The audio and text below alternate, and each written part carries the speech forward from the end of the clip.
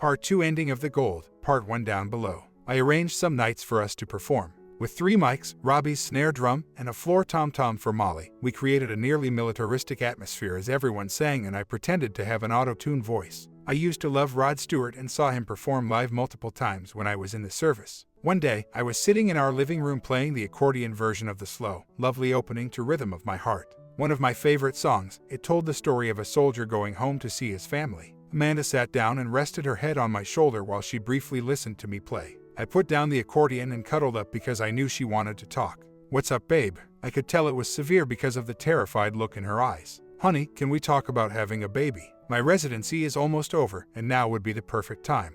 I gave her a long, intense gaze that made her anxious. It was simply, "We don't have to, sweetie. That is the nicest thing you have ever said to me. I had intended to discuss it earlier, but I wanted to wait until you were well established. I hope I could be a good father to you, and you would make a wonderful mother." Amanda began to cry more and more now. Really, come with me." I led her to the bathroom, pulled her birth control pills out of the medicine cabinet, and flushed them down. "There, you think I'm for real now?" "Yes, and you're absolutely mistaken, sir. I know you'll be one of the greatest fathers ever when I see you with children. Let's get ready for the big show now." I would be very, very glad when she was freed from having to put up with him. She was almost late for work. Dr. Kroll could be a real jerk. She got together with the women under him and compared notes. If you were lily white or a little flirty, you were treated better. Make waves in your life was hard for a long time. She said nothing, but I knew she was anxious about work. Not many newly graduated doctors stay in the area, and their reviews and grades play a big part in the offers they receive. Amanda had great credentials, even though there were a few bad reviews for doc, so she would land the best interviews. Since she loved working with kids, she had studied to be a pediatrician, but there weren't many opportunities nearby. Knowing that this was weighing heavily on her mind, I took her for a drive and parked in an empty driveway. The land was what we called a home place in the South. The foundations were from my old house. The land had been in our family for 150 years. I knew I would never build on it because most of the surrounding land was now zoned industrial, and I'd received numerous offers as the economy had improved. It was time to let go and find our own home place. "Where is this location?" "Baby, this is where you get to be free." When the economy collapsed, I added an additional 17 acres to the original 23. The house caught fire when I was visiting Scotland. I placed the insurance money in an untouchable trust that the colonel established for me. When it was revealed in the asset disclosure, Kim lost it. I never told her I owned it because she couldn't touch it anyhow and I didn't want to hear her nagging me to sell it. "You have my word to do what's right, sweetie." "I appreciate that, honey, but what will I do with 40 acres? "You are going to market it. It's been getting pretty hot here recently. Look around and tally the new establishments and buildings that are visible from this location. One developer is snooping about, making vague allusions to the eminent domain process. In this manner, he will have to place a bid with everyone else if he wants it. According to the lawyers, the price range for it is $250,000 to $400,000, contingent on the level of desire. That should be plenty to purchase a partnership or create your own office. It's your decision. We should know how much you have to deal with by the time of the auction, which is in 3 weeks. Amanda told me she wanted her hair a little longer, but not as much as before, and I liked it any way she wore it. But I really wasn't a fan of bald, so I'm glad I was standing close because her eyes rolled back and she would have fallen if I hadn't caught her. I made promises to myself that I would never do it again, and I kissed and nuzzled her hair while she woke up. "I'm grateful, honey. You have no idea how anxious I was." Yes, that was a really smart concept. "For as long as I've loved you, you can't live and love someone and not notice things. We can't spend that money on me," she exclaimed as she relaxedly gripped my hand on the walk home. "That'd get you a really good house." I startled her even more by saying, "Love, don't worry. Under the colonel's direction, 50% of all the money I earned while working for him, along with the pension and insurance funds I already mentioned, was placed in an account in the islands. He tells me we can afford to buy whatever house we want.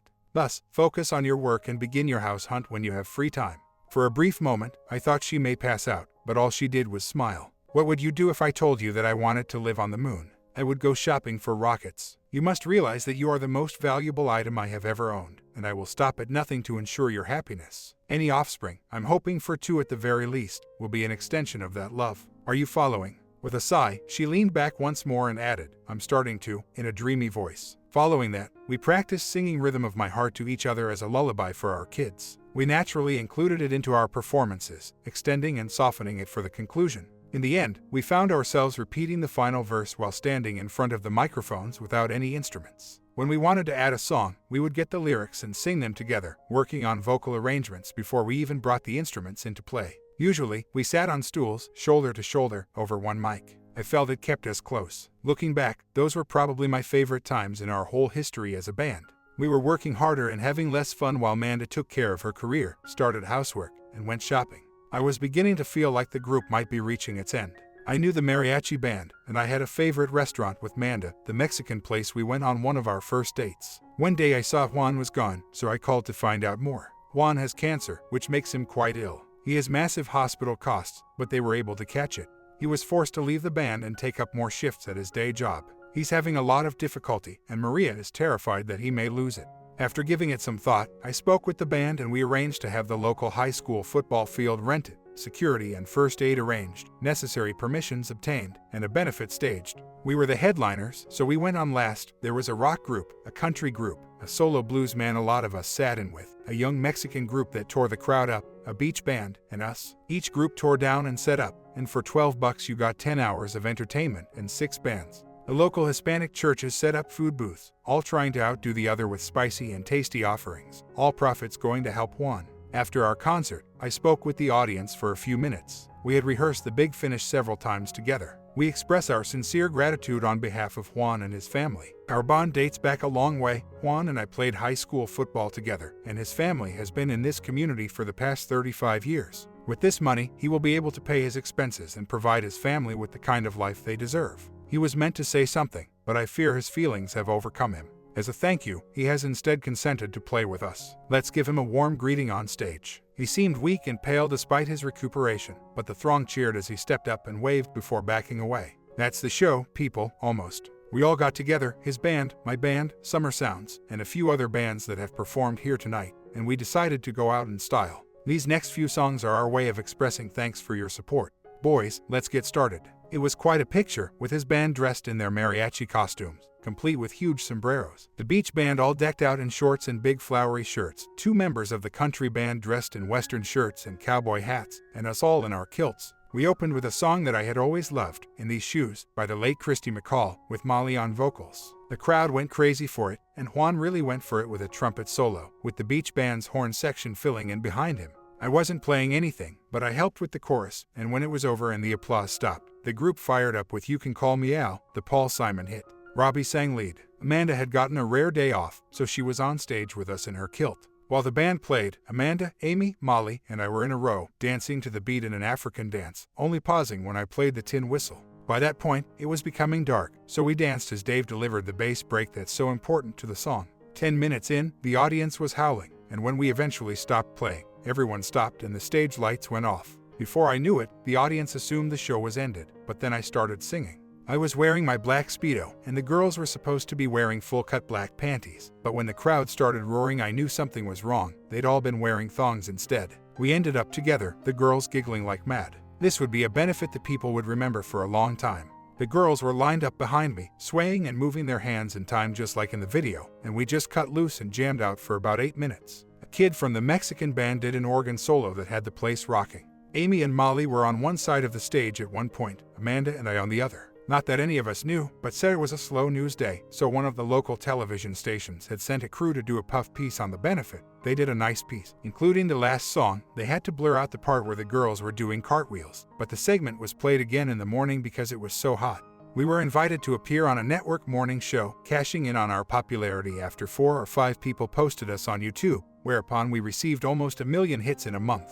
After some arranging, we all showed up, and the hostess, indulging in small talk, asked what we were called. We were dressed in our kilts, the mariachi band in full regalia, the beach band's horn players in their standard bright flowery shirts, and we were all wearing sombreros. I just blurted out the first thing that came to mind. It took off, and the agent that Rob and Molly had met arranged for us to have a one-time agreement. We recorded 4 songs, put them on iTunes, and gave Juan all the money we made. We had started the band as a lark, but it had taken on a life of its own, and Tony, Dave, and I were growing tired of it.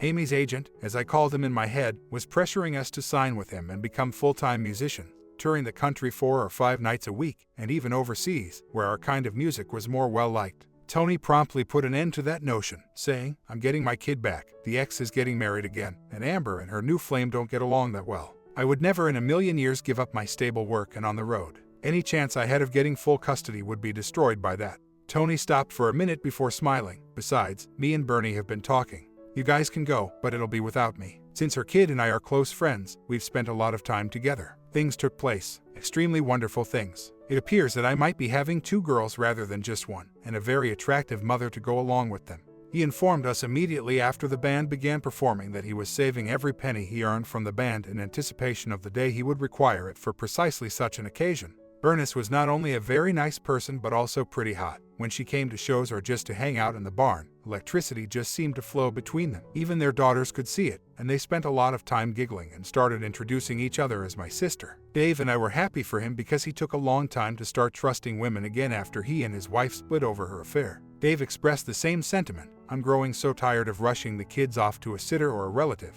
The school counselor claims that the reason Janine is acting out a bit is because we've disturbed her schedule. Amy and I haven't spoken yet, but we will soon. I hope things goes well with her. There's nothing quite like the love of a good woman, Tony. Congratulations. In the weeks that followed, wow, did that phrase come back to bother him. Amy was getting hooked on the attention, and Tony and I were certain that she would like to continue playing. I saw numerous serious discussions in their future. Well, like you guys, I'm almost finished. Before she even becomes a licensed physician, Manda is already looking at joint ventures, starting her own practice, and recruiting a few senior physicians who might be open to working part-time. At the land sale, we did incredibly well. 3 developers engaged in a bidding battle, and we emerged victorious, receiving about $200,000 more than we had anticipated.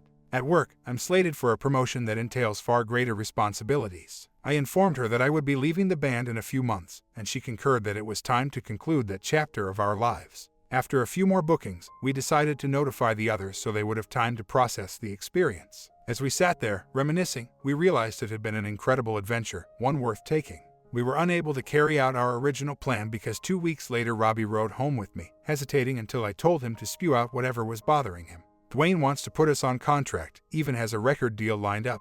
Robbie, that's fantastic, but what's the catch? You must be uncomfortable with something about it. He doesn't want the whole band, he blurted out as fast as he could. He claims that if Molly, Amy, and I were alone, we would be more cool and relevant. I gave in to curiosity. What are your and Molly's thoughts on that? We believe it is awful. Without you and Tony, we wouldn't be in this situation right now. To even consider it seems like a betrayal. My smile caught him off guard. I believe you should go for it. I've already had this conversation with Tony and Dave, and we're all prepared to end it.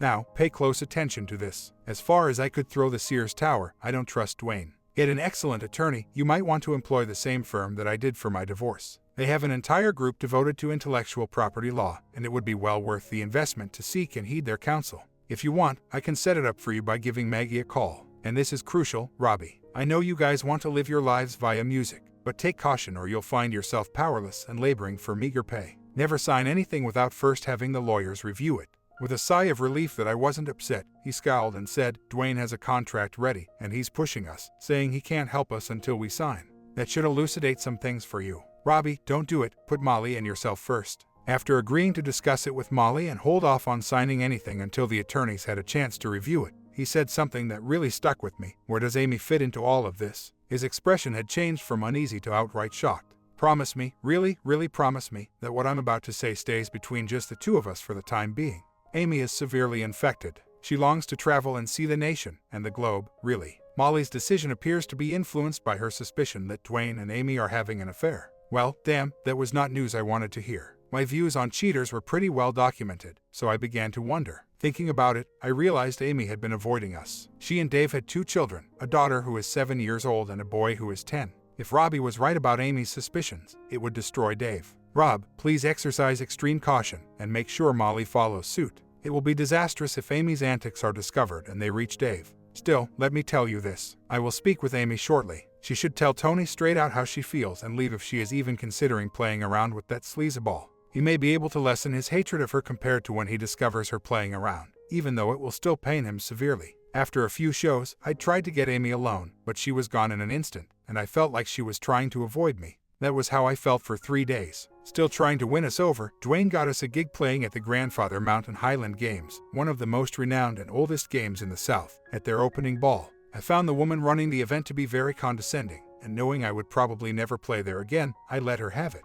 The ball was by invitation only, a type of who's who mixer of the elite. Look, lady, we know what we're doing. We've been doing this for a long time. So please go away and allow us to set up in peace. You don't have to pay us if you don't like the show we produce. All right, enough. She was clearly unaccustomed to having her opinions expressed to her, as seen by her blustered and huffy reaction when she was able to speak again. It's the rudest person I've ever encountered. Not an issue for me, I shrugged. Perhaps you ought to hang out with more carefree musicians. You would then receive a thorough lesson in impolite conduct. I have to quickly set up this equipment now, so I can continue to treat individuals rudely who deserve it.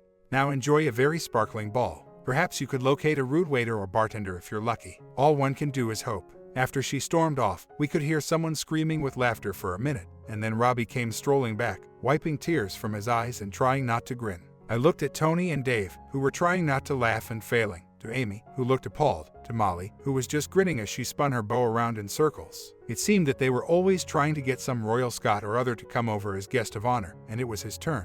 He looked at me while the woman was talking, a small smile on his face as he listened to her. The ball was really something. We were playing first, then a full orchestra was going to take over, to do waltzes and that sort of thing. I looked at the head table, to see the woman I'd had words with sitting beside the colonel, filling his ear full. The following day, as I stood next to him and watched the parade of tartans wind around the field, he informed me about the conversation. You certainly gave her a ticked off. Twice I almost choked to death trying not to laugh too much. It became even more enjoyable when we spoke with the primary game backer, who praised me for attending. Oh, I replied, I feel incredibly fortunate to be here. When I learned that an old buddy would be performing with the band, my excitement increased even more. He is an asset to both America and Scotland.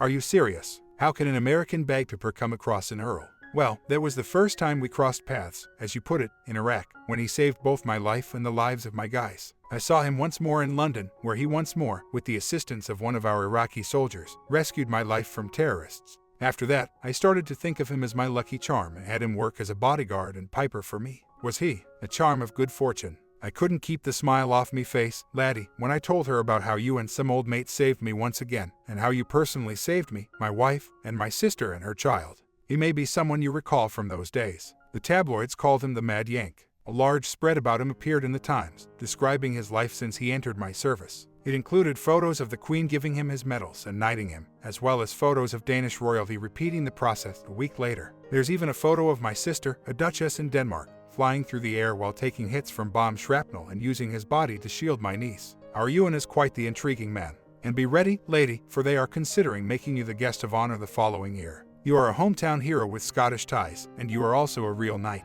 The woman who berated you yesterday will probably be quite loving toward you today. We had a great time, with Robbie participating in a pitchfork competition in which he had to throw bags over a bar. I performed a little sword dancing and played the pipes in the competition, not as a contestant, but as a guest. After they discovered who I was, Dave surprised us all by placing second in the hammer throw, his massive biceps bulging as the hammer flew. He was a stocky guy with a bit of a belly, but underneath there was nothing but rock-hard muscles. I thought it would be disastrous to have him angry with you, which brought me back to Amy, with whom I really needed to have a conversation. The event sponsoring group was friendly and I was courteous, telling them I would consider it and would be honored if there were no issues with my schedule. Dave said that he was sad but also happy to be able to focus on his family, which made Amy look a little uncomfortable. After the games, we met in the barn for a practice, and we announced the end of the band, as far as we were concerned.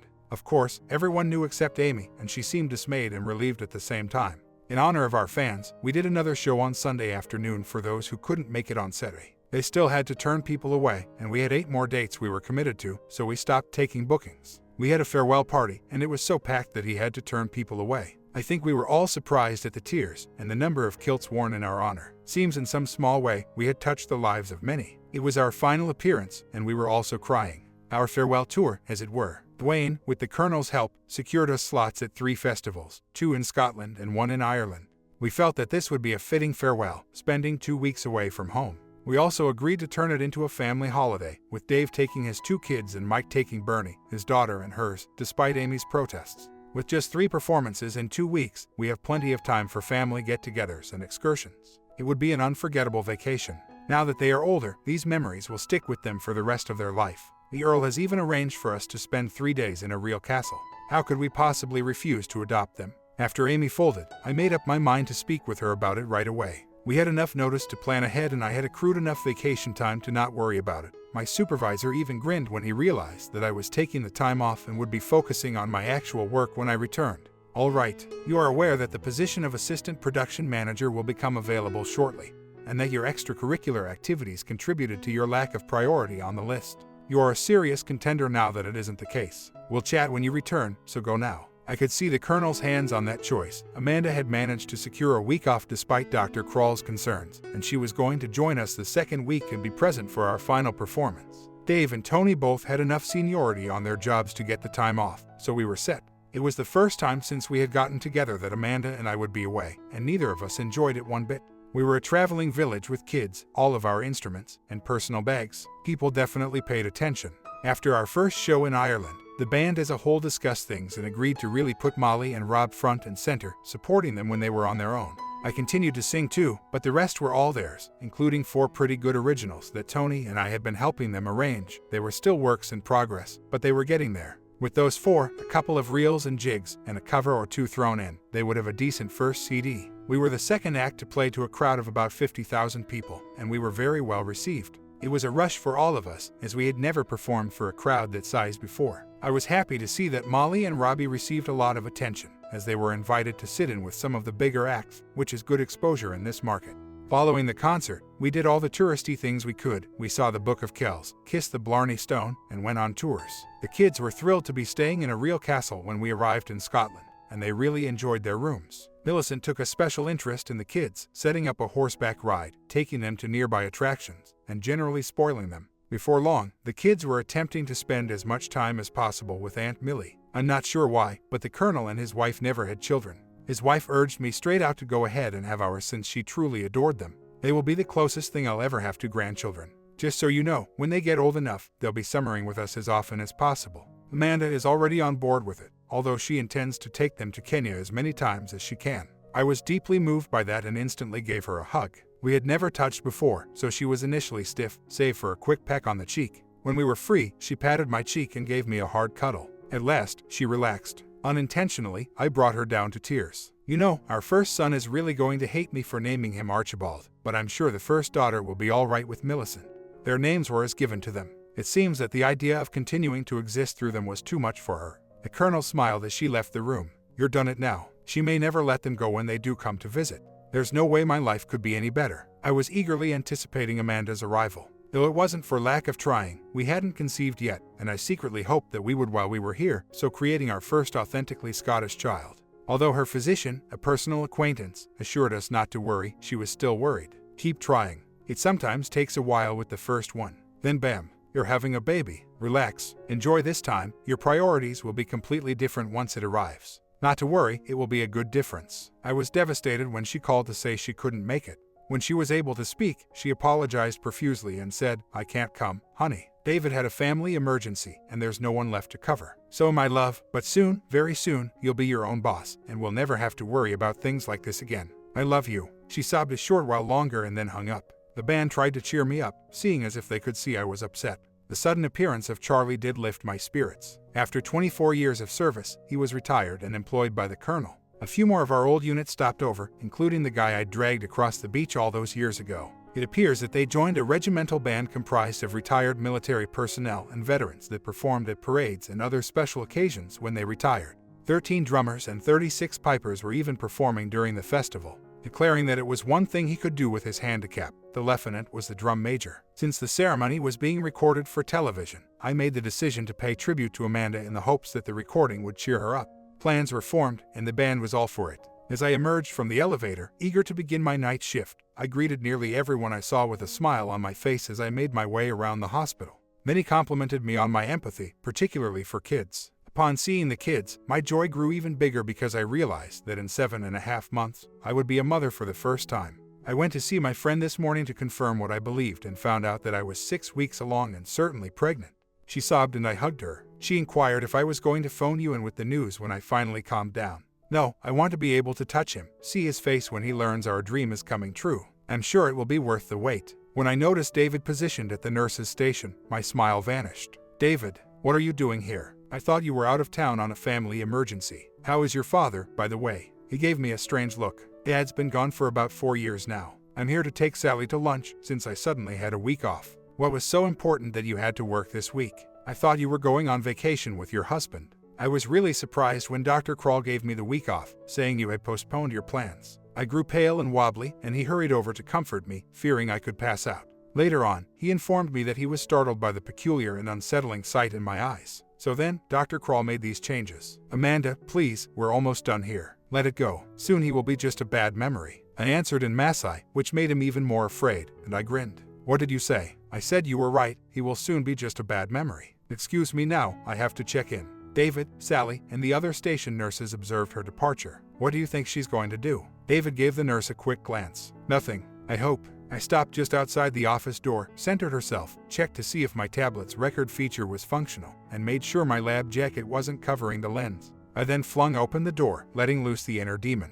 You bastard. You arrogant little pissant of a man. There was no emergency, was there? David is downstairs, taking his girlfriend to lunch. He said you told him I insisted on working this week. What makes you think you can screw with people's lives like that? His smile vanished. He stepped over and closed the door, leaning against it to keep me out because he knew anyone passing might hear them. I did it, you little woman, because I could. You think that muscle-bound husband of yours protects you. He has no power. I have it. I can make it next to impossible to get a good job, so you need to think very seriously about your next words. With a sigh, I sat down. All right, what do you want? What do I have to do to get to be with my husband? You can begin by being a little appreciative of me. Is that all? After a picture, can I leave now? Dry woman, not by a long shot. It's time to teach darkies like you to honor their superiors. A good work, in my opinion, will significantly improve my attitude. Why don't you crawl over here? So then, a good job and it's over, right? He chuckled. Hell no. We're going to spend a quiet evening together. Who knows, after I slept you may not be in such a hurry to get to hubby. Now crawl, you arrogant little dirty woman. You can kiss your medical career goodbye once the video I made gets out in public.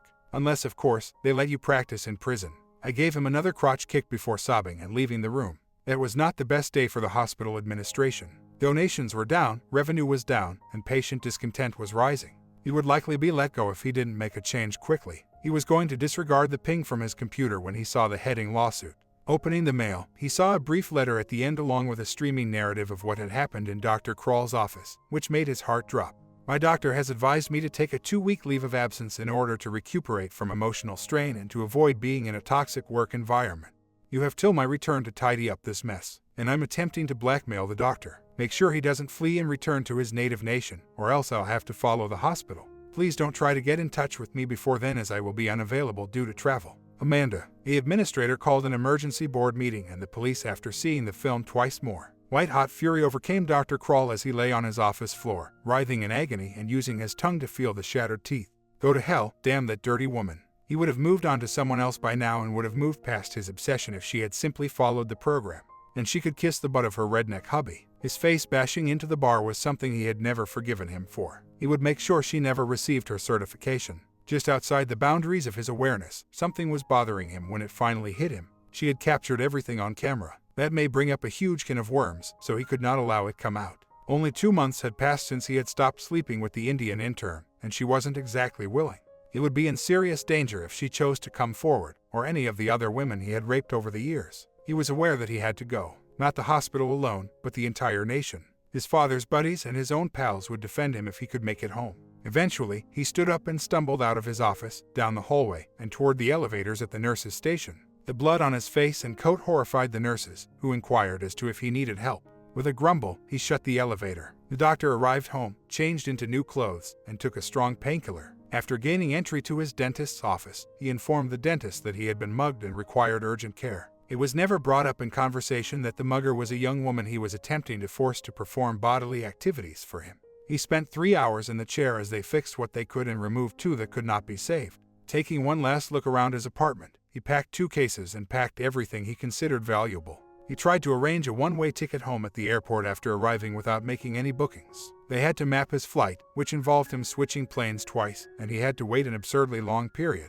With a sigh of relief, Kroll turned to head to the appropriate terminal after receiving the confirmations. Behind him stood 2 men who, in any language, screamed police with their attire and demeanor. Dr. Kroll, I'm Detective James Madison of the Raleigh Police, and this is Sam Tennyson, of the State Bureau of Investigation.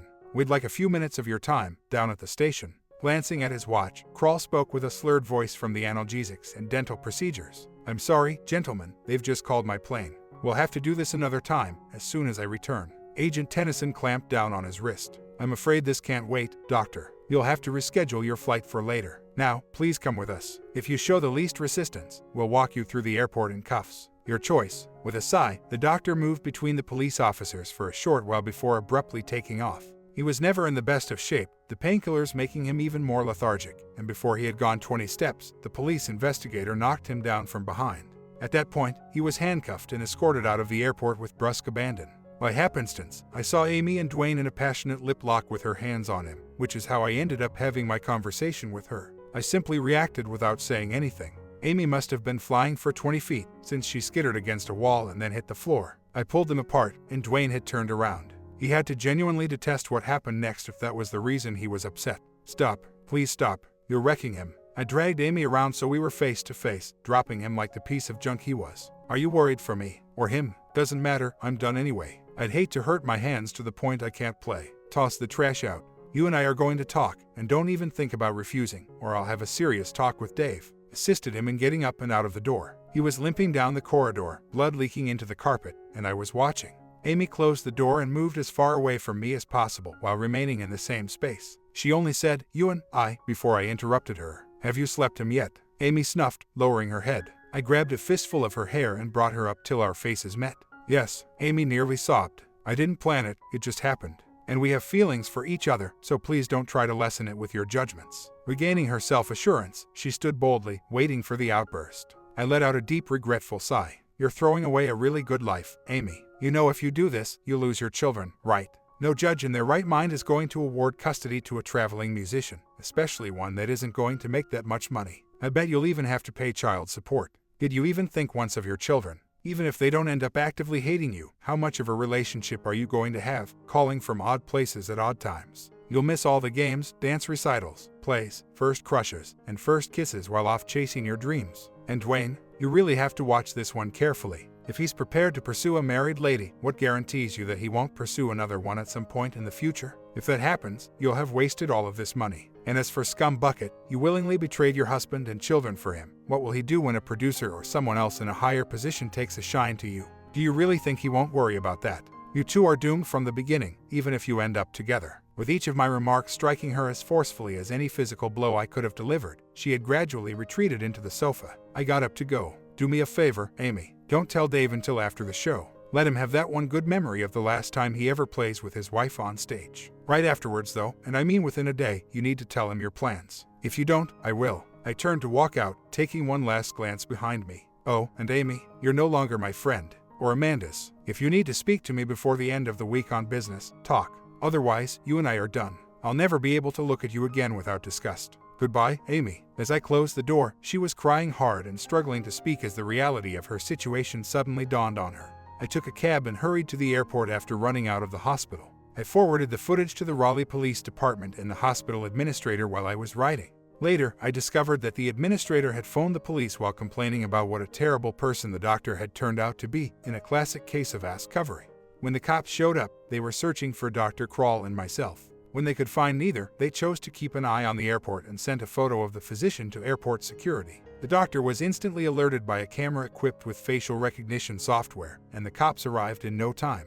They had to cuff the doctor and carry him through the terminal to a waiting car because they were shocked by his resistance. Not even looking up, I assumed that they had taken up a drunk or robber when I heard the noise. Still wearing my lab coat and scrubs, I had hurried to the airport first morning with the sole intention of seeing Ewan.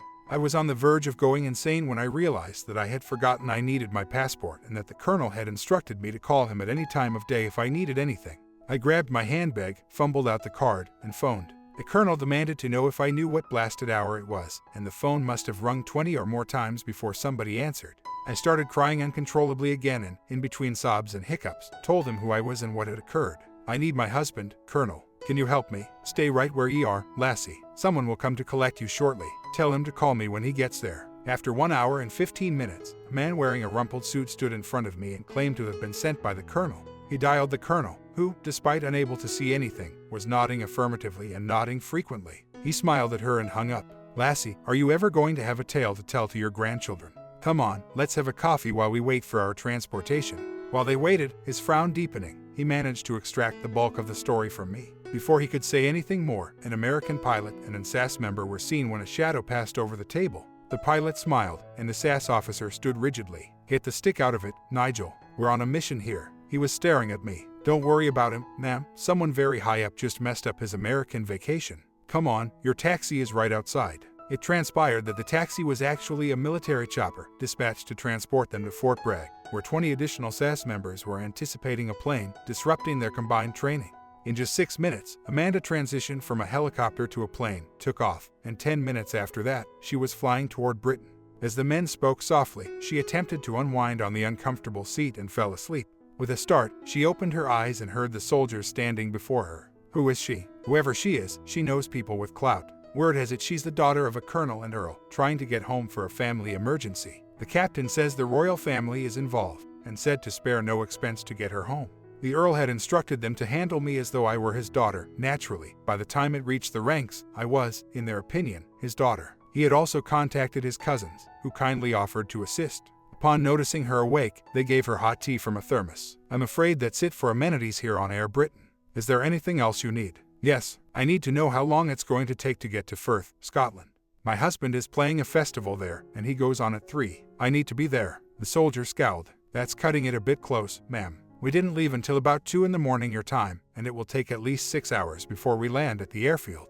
It's a military airfield, I'm afraid, so there won't be a commuter air service available. You'll have to motor about 90 minutes before you get to a city large enough, and then you'll have to book and wait. Then, after you get to Firth, you'll have to hire a car. I don't see you making it on time, but you can get together later." Tears streamed down my cheeks. "No, I have to be there. It's the very last performance his band is giving. Plus, I just got wonderful news I need to share with my husband. We're going to have a baby, our very first. I hope it's a boy. If it is, whether he likes it or not, he's going to be named for his father. Ewan Jr. has a nice ring to it, don't you think?" When he heard the name, the soldier had almost stopped listening. "Is your husband a Scot?" "No, he's an American, but he served in your country for almost 4 years. Is there a nickname your husband goes by?" "Not really, no. He was called the Mad Yank." "Does that count?" "In the press after they wrote up him for certain things he had done. He was so happy that he almost tripped. He got up quickly and walked forward, having a meaningful chat with an officer. The cop got up and walked back over to me. "Ma'am, can you describe your husband, or better yet, have a picture of him?" After taking out her phone, Amanda looked through her photo collection. When she was finished, the captain's face lit up with joy. He undid the buttons on his tunic to reveal to her a matching tattoo to Ewan's. "It's a small world. I served with your husband, and he is indeed a mad yank, but a solid man, one you could depend on in tough times. Now, tell me your story." I told him about our past interactions, starting from the day we first met. After giving her a nod and asking a few questions, the captain walked away to use a radio. Emotionally exhausted, I fell asleep once more and didn't wake up till the jet landed and I saw the lush green below. Grinning, the captain assisted me in undoing my seatbelt and escorted me to a massive helicopter. He turned to the men behind him and said, "Your taxi, lady. We'll see to it you reach your yank on time. Load up, lads, we have a package to deliver." They took minutes to stow their equipment. I decided to give Molly a call while I was waiting. When she heard from me, she was ecstatic. "Amanda, I really wished you'd have gotten to come. Your hubby has been mooning over you pretty bad. Well, he may see me sooner than he thinks. I need a favor." Molly screamed and I had to take her phone away from her ear. "I'm on it. See you soon." I was curious as to what was going on because Molly and Rob were smiling while Tony and Mike were attempting not to show their smiles. Amy, it turned out, had not been informed. "What's up with you guys?" "Nothing. We're in Scotland, preparing to play to 67,000 people. Why wouldn't we be smiling?" Molly said, beaming and giving me a hug. I had faith that they would notify me when it was appropriate. My assumption was that it was related to the show. In order to offer Robbie more stage time, Molly arranged for one additional practice as one of the Scottish drummers was going to perform a few songs with us. We listened to the music repeatedly till we were content. Just before we left, I tried to call Amanda and was upset when it went to voicemail. I went outside to conduct our final performance after telling her how much I loved her and how much I was looking forward to getting home. I grinned as I glanced at her phone. It was much sooner than he expected that he would see me. The large helicopter came to a stop and landed on the castle premises, where the young lady wearing a captain's cuffs, her spouse, and the colonel awaited them. "All right," she continued, guiding me inside. "Let me check to see if I did this correctly." When I went into one of the bedrooms, I discovered why my clothing sizes had been brought up on the radio. I had been wondering. My lab coat was being tugged by the captain. "Okay, love, you've just enough time for a quick shower, then into your clothes, and we'll deliver you to your husband. Get cracking, now." I hurried through my shower, and the captain assisted me with cosmetics, telling me I had to look flawless for Ewan to see me. The captain smiled, and I flushed at the skimpy undergarments. "He'll want you out of these as fast as he can. Might as well give him a treat." They were dressed in customary Scottish attire. There was even a tam that was secured with bobby pins and positioned over my curls at precisely the proper angle. As I returned to the chopper, the soldiers let out a whistle. The colonel was already on board, dressed in full dress uniform, along with his elegantly dressed wife. I was astounded by the sheer number of people downstairs when we arrived at the event, the large black helicopter circling the arena. I knew he was on the stage because I could see it. Tears threatened my makeup, and Millicent fussed over me while the captain tried to calm me down. Okay, so here it was, the final occasion we would ever make an appearance together. I studied their faces, attempting, for the moment, to commit them all to memory. Even Amy, who lowered her gaze and refused to look at me, had a smile on her face. After hearing our names, we took our positions. Robbie sat next to me when we sang the song that gave us our name. We played the songs that meant the most to us as we moved through our performance, and the audience appeared to really like it.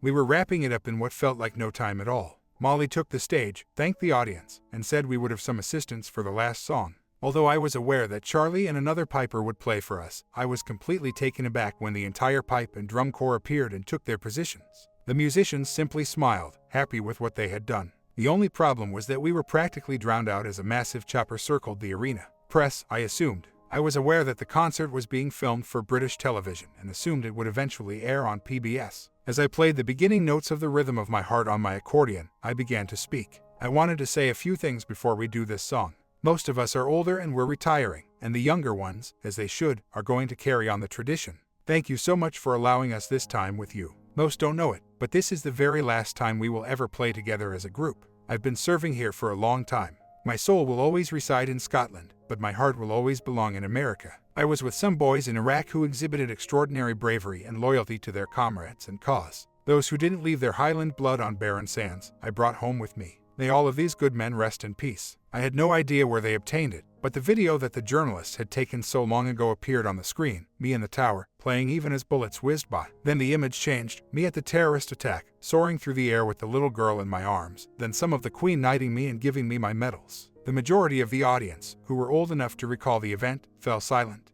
An image of Amanda in her wedding gown was displayed on the jumbotrons. This is my wife, Amanda. The audience gave a thunderous cheer of approval. She's a doctor. What she sees in an old piper is beyond me, but I treasure her. She was supposed to be here with us, but her duties wouldn't permit it. I miss her terribly. We're in the process of trying for a wee one, and I harbored a hope that it would be conceived here, in Scotland. The audience roared and applauded before dispersing once more. We utilized this song in our show and thought it would be a fitting way to end as a group. Nanda, honey, I love you and can't wait to have you in my arms. This is our personal song, one that we hope to sing to our children as a lullaby. From all of us, once again, thank you. Molly assisted me with the accordion as we began the song, leaving me to just sing. We were accompanied by the whole pipe and drum corps, creating a wall of Scottish music. I had closed my eyes, focused on the feeling in my voice, when there was a roar from the audience. I opened them to see what was going on when they continued to roar. I initially believed it to be an illusion. Nanda, that's not possible. The colonel, wearing full uniform, led Millicent and the rest of the squad as they marched smartly behind her as she was carried over the stage by two muscular Sass warriors. Amanda was decked up in full clan regalia, complete with tam. I had never seen something so lovely in my entire life as she was. When she got closer, I was able to make out the small placard she was holding up. After reading that, overpowered, I fell to my knees. The audience erupted once more when the cameras focused on the small sign. "We're expecting," written in large block letters. With tears streaming down my face, I pulled her up into a hug as she slid off my shoulders and ran to me, dropping to her knees in front of me. We remained there, sobbing and hugging, for the whole of the song. 67,000 voices echoed, following the words on the screen as the instruments all stopped, save for Amy on the piano. With their families joining them, the entire band had crowded around us, clutching microphones and singing. Dave had his two girls, Janine trying to hide behind him, and Tony had Bernice and both of his daughters. The colonel glanced at the bewildered Sass members as they stood at attention before issuing them an order. My heart is pounding with the rhythm of a drum, and I can't stop saying I love you. And I shall never go or leave my contented home where I will be sailing where the sky joins the water. My comment, I shortened the second part ending so it is a tad easier to follow. How did you guys like this? It's something different, and what you think of OP's ending. Comment down below, sub and bell, and I will see you in the next one.